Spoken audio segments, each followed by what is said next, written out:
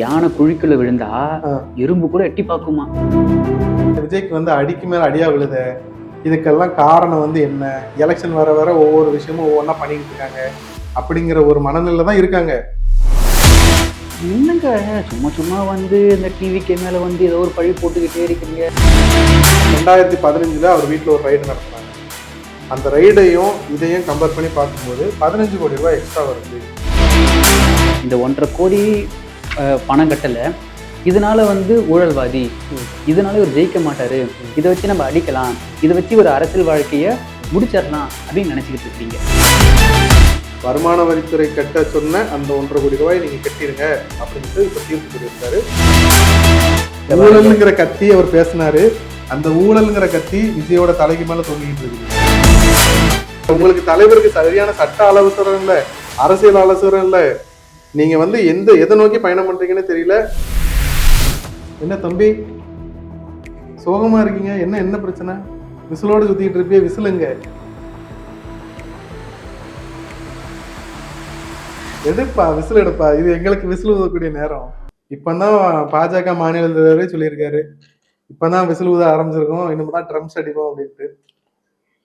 எதுக்கு நீ இப்படி அமைதியா இருக்க? நீ காரணம் சொல்லு. நீ நிறைய வாய் திறந்து பேசுவ. இந்த விசிலுக்காக நீ உயிரை கொடுக்கக்கூடிய ஆளு. சொல்லு, என்ன பதில் சொல்லு. சொல்லு என்ன பண்றது? கொஞ்சம் சத்தமா பேசு. என்ன பண்றது? யானை குழிக்குள்ள விழுந்தா எறும்பு கூட எட்டி பார்க்குமா. எதுக்கு நீங்க குழிக்குள்ள விழுறீங்க? முதல்ல டல்லா இருக்காத, வா லைனுக்கு வா. என்ன நடந்துச்சு உனக்கு தெரியும்? நாங்க சிரிச்சாதான் அடிக்கிறீங்களே. சிரிக்கலாம் இல்ல, நீங்க சிரிக்கிற மாதிரி நடந்துக்கிறீங்க, அவ்வளவுதான் சொல்ல போனா. இங்க பாருங்க, இப்ப என்னால எதுவும் பேச முடியல. ஏன்னா நான் கேள்வி வாங்க வேண்டிய இடத்துல இருக்கிறேன், நீங்க கேள்வி கொடுக்க வேண்டிய இடத்துல இருக்கிறீங்க. கண்டிப்பா பதில் சொல்ல வேண்டியது என்னோட கடமை. உனக்கு தேவையான ஃபுல் தரவோட வந்திருக்கேன். இன்னைக்கு தரமா பண்ணி விட்டுருவோம். இப்போ நிறைய பேருக்கு நான் சொல்றேன், ஒன்னே மாதிரி விஜய்க்கு வந்து அடிக்கு மேல அடியா விழுத, இதுக்கெல்லாம் காரணம் வந்து என்ன? எலெக்ஷன் வர வர ஒவ்வொரு விஷயமும் ஒவ்வொன்றா பண்ணிக்கிட்டு இருக்காங்க அப்படிங்கிற ஒரு மனநிலை தான் இருக்காங்க. எதுக்கு எங்க தலைவருக்கு மட்டும் இப்படி நடக்குது? ஏன் இது மற்ற கட்சிக்கு மட்டும் ஏன் நடக்க மாட்டேங்குது? இப்படிலாம் நீங்க யோசிக்கிறதுக்கு ஒரு அர்த்தம் இருக்குது. என்னங்க சும்மா சும்மா வந்து இந்த டிவிக்கு மேல வந்து ஏதோ ஒரு பழி போட்டுக்கிட்டே இருக்கிறீங்க. பழி போடல, இது தீர்ப்பு சொன்னது உயர் நீதிமன்றம், சரியா? அதனால தீர்ப்பை வந்து எதிர்த்து வாதாடுறதுக்கு அவங்களுக்கு உரிமை கொடுத்துருக்காங்க. தீர்ப்பு என்னன்னு முதல்ல உங்களுக்கு தெரியுமா? எதுக்காக இந்த கேஸ் நடந்துச்சுன்னு உங்களுக்கு தெரியுமா? அந்த விவரத்தை முதல்ல நான் சொல்லட்டா? எல்லாமே எங்களுக்கும் தெரியும், ஆனா எங்களால எதுவும் பேச முடியல, பதில் சொல்ல முடியல. எங்க வாயை திறந்தாலே இன்னொரு கேள்வி டப்பு டப்புன்னு போட்டுட்டே இருக்கிறீங்களே. ஏற்கனவே கரூர் சம்பவத்துல ஒரு அடி விழுந்துருச்சு, அடுத்த அடி இது. இப்ப என்ன அப்படின்னா ஒரே ஒரு பாயிண்ட் தான் தம்பி, வருமானத்தை மறைச்சா அதுவும் ஒரு ஊழல் தான் தம்பி. ஏங்க நாங்க பேசுங்க. வருமானத்தை மறைச்சா அது ஒரு ஊழல் தான். நான் டேட்டாவோட வந்திருக்கேன், சரியா? டேட்டாவோட வந்திருக்கேன். ஆதாரத்தை கையில வச்சு, ஆதாரத்தை உன்ட்ட காட்டினாதான் நான் வந்து பேச முடியும் இங்க. அதனால நான் வந்திருக்கேன். நான் இவ்வளத்தையும் உன்ட்ட பேச போறது இல்ல. இவ்வளத்தையும் பேசினாலும் நீங்க கேட்கக்கூடிய நிலைமையில இல்ல, புரியுதா? நான் இதை மட்டும் சொல்லிட்டு நான் போய் 2016-17 இந்த காலகட்டத்துல வருமான வரித்துறைக்கு வந்து அவர் தாக்கல் பண்ண வருமான சான்றிதழ்ல வந்து எனக்கு வந்து 35 கோடியே 42 லட்சம் ரூபாய் வந்து நான் இந்த வருஷம் வந்து வருமானம் ஈட்டியிருக்கேன் அப்படின்ற மாதிரி அவர் சொல்லியிருக்காரு. ஆனா 2015 அவர் வீட்டுல ஒரு ரைடு நடத்துனாங்க. அந்த ரைடையும் இதையும் கம்பேர் பண்ணி பார்க்கும்போது 15 கோடி ரூபாய் எக்ஸ்ட்ரா வருது. அந்த 15 கோடி ரூபாய் எங்க இருந்து வந்துச்சு அப்படின்னு சொல்லிட்டு விசாரிக்கும் போது அவங்க தரப்புல இருந்தே வந்து புலி படத்துக்கு வாங்கினதா வந்து ஒத்துக்கிட்டதா சொல்றாங்க. ஓகே, அப்போ வந்து அவங்க அக்செப்ட் பண்ணிக்கிட்டாங்க அப்படின்னு சொல்லிட்டு அவங்களுக்கு அந்த 15 கோடி ரூபாய்க்கான 10% அபராதம் 1.5 கோடி ரூபாய் வந்து கட்ட சொல்லியிருக்காங்க, சரியா? இதுதான் வந்து கேஸோட ப்ரொசீஜர், முதல்ல இருந்து வந்த விஷயங்கள். இதை எதிர்த்து உங்க தலைவர் வந்து சென்னை உயர்நீதிமன்றத்துக்கு வந்து அப்பீலுக்கு போறாரு. அந்த அப்பீல்ல வந்து 2 தரப்பு வாதங்களும் பயங்கரமா இருந்திருக்குது. அதாவது விஜய் தரப்பும் சரி, வருமான வரி தரப்பும் சரி, பயங்கரமான வாதங்கள்லாம் வச்சிருக்காங்க. அதுக்கு வந்து தீர்ப்பு வந்து அவர் இன்னைக்கு கொடுத்துருக்காரு, அவ்வளவுதான். இந்த தீர்ப்போட இறுதியில அவங்க என்ன சொல்லியிருக்காங்க, எங்களுக்கு வந்து மேல்முறையீடு போறதுக்கு வாய்ப்பு கொடுங்க அப்படின்னு. அவருக்கு சரி மேல்முறையீடு போய்க்குவாங்க அப்படின்னு சொல்லிட்டு ஒரு இதை கொடுத்துருக்காங்க. உங்க தரப்புல இருந்து என்ன சொல்லியிருக்காங்க, இவங்க வந்து 2022 வருஷம் தான் வந்து எங்களுக்கு இந்த 1.5 கோடி ரூபாய் அபராதம் கட்டணும்னு எங்களுக்கு கொடுத்தாங்க 2015 நடந்த விஷயங்களுக்கு அப்படின்ட்டு. ஆனா நிறைய காலவரையம் பண்ணதுனால எங்களுக்கு வந்து இதுல இந்த கேஸ்ல இருந்து எங்களை விடுவிக்கணும் அப்படின்ற மாதிரி வந்து விஜய் தரப்பு சொல்லியிருந்தாங்க. ஆனா அதெல்லாம் வந்து நீதிபதி கேட்கறதா இல்ல. வருமான வரித்துறை கட்ட சொன்ன அந்த 1.5 கோடி ரூபாய் நீங்க கட்டிருங்க அப்படின்னு சொல்லிட்டு இப்ப தீர்ப்பு சொல்லியிருக்காரு. மேல்முறையீடு போறதுக்கு வந்து அவரு வாய்ப்பு கொடுத்திருக்காரு. வருமான வரித்துறைன்றது வந்து எங்களுக்கு தெரியும். வந்துட்டு போனது, விசாரணை பண்ணதெல்லாம் எங்களுக்கும் தெரியும். கட்சி ரீதியாக போக தேவையில்லை, போகவும் கூடாது. உண்மையா அதை அவர் பதுக்கி வச்சிருந்தாருன்னா அப்பயே கொடுத்துருந்துருப்பார்ல அந்த அமௌண்ட்டை. இப்பவும் நான் சொல்றேன், அந்த அமௌண்ட்டை இப்போ கூட அந்த அமௌண்ட் நாங்க 1.5 கோடி ரூபாய் தானப்பா நாங்க கட்டிடுறோம் அப்படிங்கிற மனநிலைக்கு விஜயால வர முடியாது. பணத்தை நீ கட்டுனா நீ ஊழல்வாதி தான். ஏன்னா கோர்ட் அளவுக்கு போயிட்டுதே. கோர்ட் அளவுக்கு போய் நீ வந்து ஊழல்வாதி தான் சொல்லிட்டு நிரூபணம் ஆயிட்டுது.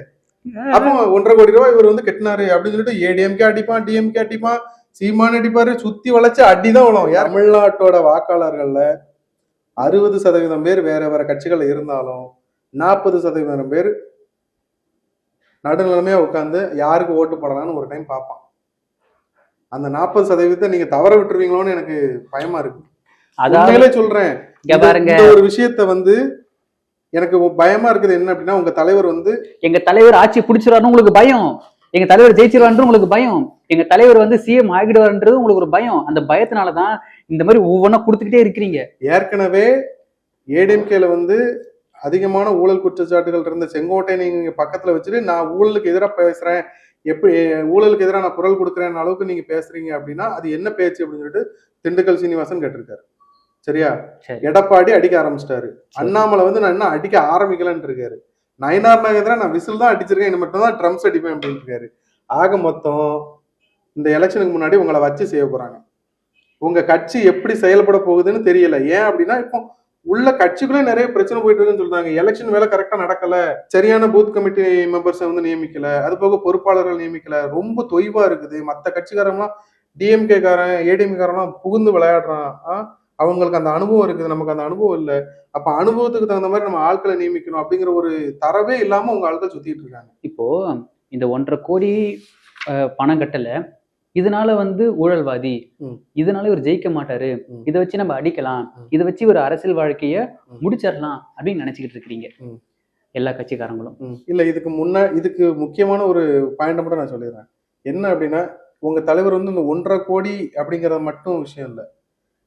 சரியான இதுல, அதாவது இந்த சட்டம் ஒண்ணு சொல்லுது, வருமான வரித்துறை சட்டம் ஒண்ணு சொல்லுது, அதை நான் வாசிக்கிறேன் கேளு.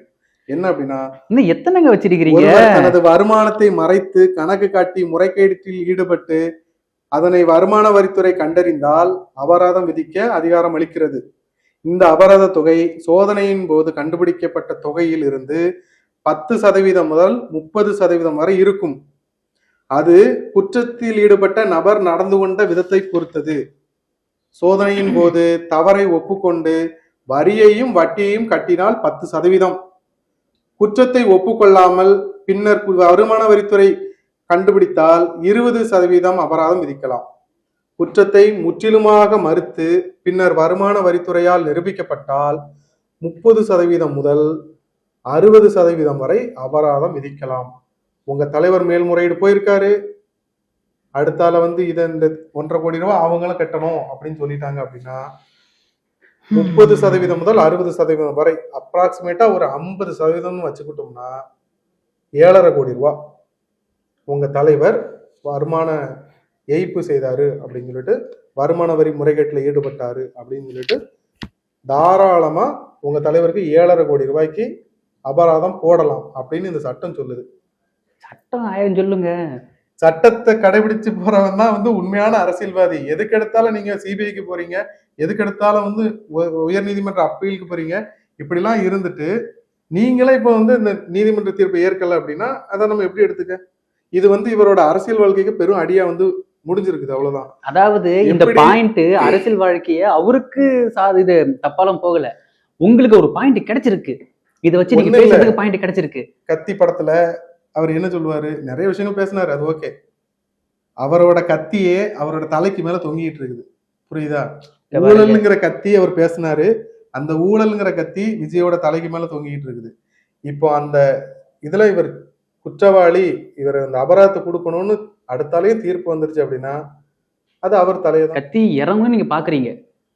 கத்தி இறங்க விடாம தான் நாங்க தடுத்துக்கிட்டு இருக்கோம். நீங்க தடுத்து ஒரு பிரயோஜனம் இல்ல. உங்களுக்கு தலைவருக்கு சரியான சட்ட ஆலோசகரும் இல்ல, அரசியல் ஆலோசகரும் இல்ல. நீங்க வந்து எதை நோக்கி பயணம் பண்றீங்கன்னு தெரியல. உங்களோட அடுத்த அரசியல் வாழ்க்கை வந்து நல்லா இருக்கணும்னு நிறைய பேர் நினைக்கிறாங்க. அதுக்கான வழிமுறைகளை நீங்க எடுப்பீங்கன்னு நாங்க நம்புறோம். பொறுத்திருந்து பார்ப்போம். இந்த விசிலுக்கு அடுத்து வேலை இருக்குதா இல்ல மத்தலாட்டிக்க ஆரம்பிச்சிருவாங்களா அப்படிங்கிறத பொறுத்திருந்து பார்ப்போம்.